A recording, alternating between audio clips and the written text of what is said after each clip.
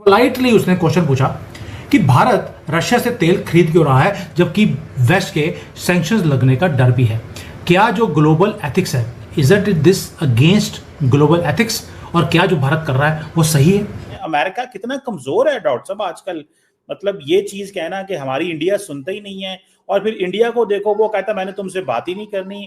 Do you think कि ये this reason is going towards more chaos aggression, हालात खराब होंगे because they don't want to come on table? Shankar ji ने कुछ नहीं किया, एक ब्लिंक ऑफ आई में उन्होंने माइक पकड़ा, कामली जैसे एक मॉन्क बोलता है। उन्होंने एक चाकू लिया अपना स्पीच का, उन्होंने बोल दिया हम वही करते हैं जो हमारे इंटरेस्ट में होता है, आप भी वही करते हैं जो आपके इंटरेस्ट में होता है। ट्रस्ट भी हमें मालूम है अपने लोगों का ध्यान कैसे रखना है। सोशल मीडिया की अगर बात करें तो एक दफा फिर से वो बहुत ज्यादा घबराहट का शिकार हम लोगों को नजर आ रहा है। जिस तरह से भारत को तनकीद का निशाना बनाया जाता है हमेशा, उसी तरह जिस तरह वो कोई गलत काम करता भी नहीं है और उस पर हर चीज का जो मलिया मेट है वो लाद दिया जाता है। मोदी जी के खिलाफ पर्सनली उसने कभी कुछ नहीं बोला, ये बात माननी पड़ेगी। Donald Trump India India India करके उसने खूब ढोल नगाड़े बजाए। दैट्स इट, सारे माइक्स को ड्रॉप कर दिया उन्होंने। एक पूरे के पूरे जो कमरा था साइलेंट हो गया। ये ऐसी सर्जिकल स्ट्राइक थी जो उन्होंने करी, लेकिन यहीं पे रुके नहीं। उसके बाद उन्होंने एक स्टेटमेंट और दे दिया कि अगर यूरोप रशिया से गैस खरीदता है तो प्रॉब्लम नहीं है, लेकिन जब भारत खरीदता है तेल तभी प्रॉब्लम क्यों होती है। की तरक्की का राज किया और जितने भी मुल्कों की इस वक्त वो आंखें दिखा रहे हैं, खासकर अमेरिका को, ट्रंप की और मोदी। ये हम ये नहीं कह सकते कि इंडिया और ट्रंप की अमेरिका की वॉर चल रही है, हम कह रहे हैं कि मोदी और ट्रंप की वॉर है। तो इसका जो आप असर देखेंगे, it will take some time for you to fully realise. जैसा डोनाल्ड ट्रंप फटाफट कर रहे हैं हर चीज विद इन 2 days, वैसा नहीं होगा। यू विल सी के अमेरिका की क्रेडिबिलिटी मारी गई है और जो अरब कंट्रीज की जो सिक्योरिटी पे, जो अमेरिका पे वो भरोसा करते थे, वो खत्म हो गया। नमस्कार दोस्तों, हिंदुस्तान तक की एक और वीडियो में आपका फिर से स्वागत है। दोस्तों, एक बहुत बड़ी न्यूज़ निकल के सामने आ रही है। डॉक्टर एस जयशंकर ने एक बार फिर से वेस्टर्न मीडिया की बोलती बंद कर दिया है। दोस्तों, जब भी बात होती है इंटरनेशनल फोरम में जवाब देने की, तो सबसे पहला नाम डॉक्टर एस जयशंकर ही सामने आता है, क्योंकि वो विद इन सेकेंड्स इतने खतरनाक जवाब दे देते हैं कि सामने जो भी सवाल कर रहे होते हैं उनकी बोलती बंद हो जाती है। दोस्तों, अब आते हैं मुद्दे पर कि अमेरिका की स्टूडेंट वो सवाल करती है डॉक्टर एस जयशंकर साहब से कि आप रशिया से तेल क्यों खरीद रहे हो जबकि तुम्हारे ऊपर सैंक्शंस लगने का भी डर है। क्या ये ग्लोबल एथिक्स के खिलाफ नहीं है? क्या ये करना सही है? तो इस पर डॉक्टर एस जयशंकर जवाब देते हैं कि हम वही करते हैं जो हमारे इंटरेस्ट में होता है, और आप भी सिर्फ वही करते हो जो सिर्फ आपके इंटरेस्ट में होता है। और वो इस जवाब के बाद बोलते हैं कि ट्रस्ट मी, हमें मालूम है कि हमारे लोगों का ध्यान कैसे रखना है। इस जवाब से दोस्तों पूरे के पूरे कमरे के अंदर एकदम साइलेंट छा गया। सबकी बोलती बंद कर दी डॉक्टर एस जयशंकर साहब ने। उसके बाद वो ये भी स्टेटमेंट देते हैं, जब रशिया से यूरोप गैस खरीदता है तो कोई भी प्रॉब्लम नहीं होती, लेकिन भारत जब रशिया से तेल खरीदता है तो सबको प्रॉब्लम होनी स्टार्ट हो जाती है। ये कैसे डबल स्टैंडर्ड्स है।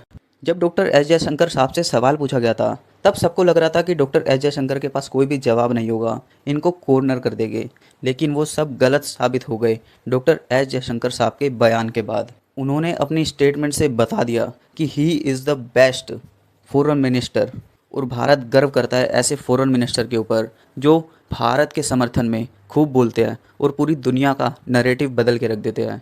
तो चलिए दोस्तों, अब आगे देखते हैं इस वीडियो में और क्या बातें होती है। ये वो मोमेंट है अभी जो हुआ कल परसों, जिसने शेकअप कर दिया डिप्लोमेटिक वर्ल्ड को। अब सोच के देखिए, इंटरनेशनल फोरम हो, कैमरा सारे आपके ऊपर लगे हों, सूट्स डाले हों लोगों ने, वेस्ट के जो लोग हैं वो बैठे हैं सामने बिल्कुल फ्रंट लाइन में देखने के लिए कि कैसे पसीने आने चाहिए मोदी जी के या जयशंकर जी के माथे पर। खड़ा किया जाता है एक यंग कॉन्फिडेंट अमेरिकन स्टूडेंट को, और वो वहाँ खड़ी होती है फैक्ट्स लेकर जो उसने सर्च इंजन से डाउनलोड किए थे, और वहाँ पर वो नैरेटिव करती है, यानी कि एक क्वेश्चन वो रेस करती है अपने एजेंडा के हिसाब से। खड़ी होती है बिल्कुल चिन हाई कर कर, ये सोचकर कि आज वो कॉर्नर करेगी एस जयशंकर को, भारत के एक्सटर्नल अफेयर्स मिनिस्टर को। उसको लगा कि भाई ये बड़ा पीस ऑफ केक है, अब जयशंकर जी के पास आंसर नहीं होगा, लेकिन वो भूल गई कि सामने बैठा हुआ आदमी जयशंकर है। नाम में है जय यानी कि जयकारा, ऊपर से शंकर।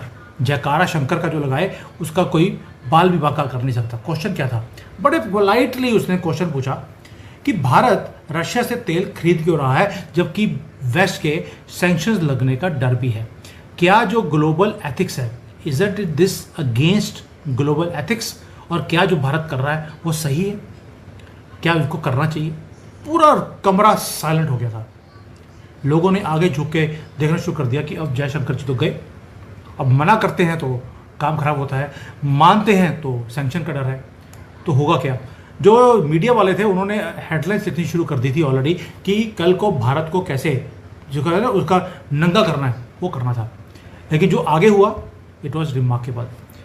जयशंकर जी ने कुछ नहीं किया, एक ब्लिंक ऑफ आई में उन्होंने माइक पकड़ा, कामली, जैसे एक मॉन्क बोलता है, उन्होंने एक चाकू लिया अपना स्पीच का, उन्होंने बोल दिया हम वही करते हैं जो हमारे इंटरेस्ट में होता है, आप भी वही करते हैं जो आपके इंटरेस्ट में होता है।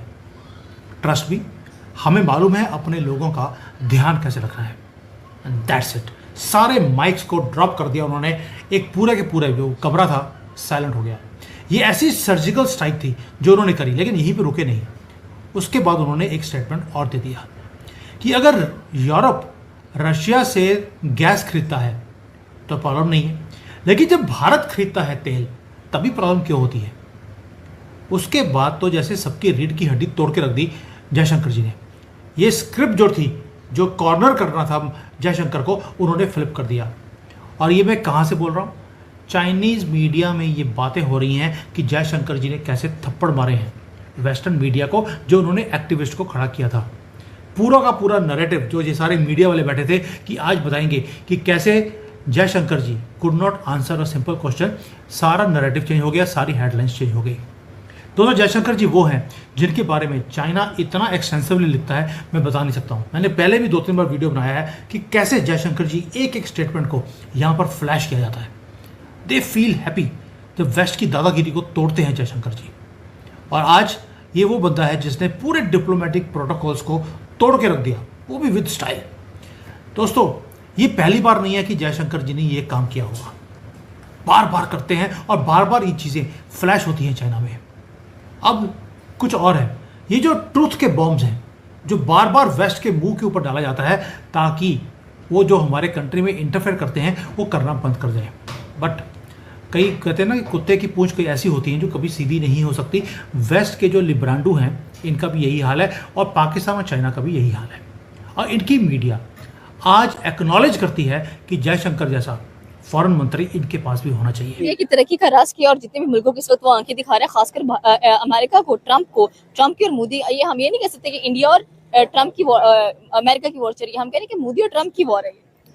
इंडिया भी हालांकि इतना वो तो नहीं, अमेरिका के बराबर तो नहीं, फिर भी अपनी जो इस्तात है, जो इतनी हिम्मत है, उसके मुताबिक वो खड़ा है। बाकी ट्रंप बहुत जितनी भी कोशिश। वेस्टर्न मीडिया की अगर बात करें तो एक दफा फिर से वो बहुत ज्यादा घबराहट का शिकार हम लोगों को नजर आ रहा है। जिस तरह से भारत को तनकीद का निशाना बनाया जाता है हमेशा, उसी तरह जिस तरह वो कोई गलत काम करता भी नहीं है और उस पर हर चीज का जो मलिया मेट है वो लाद दिया जाता है। अभी भी बात की जाए अगर रशिया की, तो इंडिया ने अपनी जो आर्मी है और अपनी जो नेवी है या अपनी जो एयरफोर्स है वो रशिया भेज दी है, स्पेशली अगर बेलारूस का जो वॉर है उसकी डिस्कशन करने के लिए, बल्कि उसमें पार्टिसिपेट करने के लिए। और जो वेस्टर्न मीडिया है काफी ज्यादा घबराया हुआ दिखाई दे रहा है कि आखिरकार इंडिया रेड लाइन क्यों क्रॉस करता हुआ दिखाई देता है और अपनी जो फौजें हैं उसने बेलारूस क्यों भेजी है और रशिया की हेल्प आउट क्यों करता हुआ दिखाई दे रहा है। इंडिया ने भी अपनी जो फोर्सेज हैं वो रशिया को भेज दी है हेल्प आउट करने के लिए कि आप यूक्रेन के खिलाफ या बेलारूस के खिलाफ, यानी एंटी नेटो, यानी कि यूरोपियन यूनियन के खिलाफ इस्तेमाल कर सकते हैं। तो कह रहे हैं कि इंडिया अपनी हर रेड लाइन क्रॉस करता जा रहा है। जाहिर सी बात है, अगर एक चौथी बड़ी इकोनॉमी है तो उसके पास पावर है तो वो रशिया के साथ मिलकर कुछ भी कर सकता है। जी, अस्सलाम वालेकुम। फर्स्ट ऑफ ऑल तो सेकंड जो है, जो जितनी भी जंगें होती है उसके पीछे एक कुछ ना कुछ छुपा होता है। तो फर्स्ट ऑफ ऑल ये जितनी भी जंगें हो रही है यूक्रेन और रशिया के बीच में, ये जो सरेआम करवा रहे हैं अमेरिका, ये जैसे इकोनॉमिकल वॉर्स हैं। फर्स्ट जो है अमेरिका जो है क्या आते हैं यूक्रेन से जितने भी अंदर इन लोगों के क्या ज़खायर थे वो लूटता है, फिर जो है उन्हीं पे वो जो क्या ज़ेलेंस्की था वहाँ का, उस पर ही मतलब उसको ही दबाव करता है, मतलब बातें करता है, थ्रेटन करता है। तो फर्स्ट ऑफ ऑल मतलब ऑब्वियसली ये जस्ट डर्टी पॉलिटिक्स खेल रहा है अमेरिका जो है डिफरेंट कंट्रीज के साथ। तो ये चीज़ नहीं करनी चाहिए, अमेरिका को शर्म आनी चाहिए इस तरह की घटिया हरकतें करते हुए।